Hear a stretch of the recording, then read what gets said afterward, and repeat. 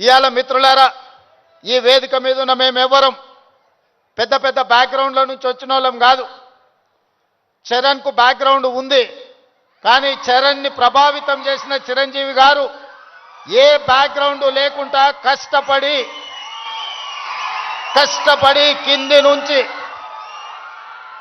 ఈరోజు దేశమే గర్వించదగ్గ ఒక మహానటుడుగా ఈరోజు ఒక మంచి మనిషిగా గుర్తింపు పొందిండు అని అంటే దాదాపుగా 50 సంవత్సరాల నిరంతర శ్రమ, కఠోరమైన దీక్షతోని వాళ్ళు రాణించగలిగినారు.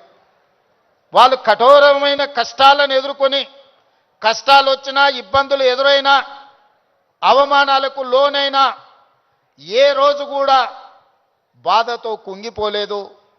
భయంతో మాదక ద్రవ్యాల వైపు లేకపోతే వ్యసనాల వైపు బానిసలు కాలేరు.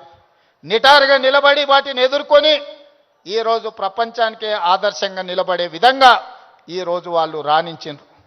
మరి ఈనాడు మనమందరం ఆలోచన చేయాలి. ఉద్యమ స్ఫూర్తి అయిన తెలంగాణ రాష్ట్రం, ఉద్యమాలతోనే సాధించుకున్న తెలంగాణ రాష్ట్రంలో ఈరోజు పాఠశాలల నుంచి కళాశాలల వరకు, కళాశాలల నుంచి యూనివర్సిటీల వరకు విద్యార్థులు గంజాయి ప్రభావితానికో లేకపోతే డ్రగ్స్ మహమ్మారికి బలైపోతున్నారు అని అంటే మనందరం చూసుకుంటూ కూర్చుందామా? ఒకసారి ఆలోచన చేయండి.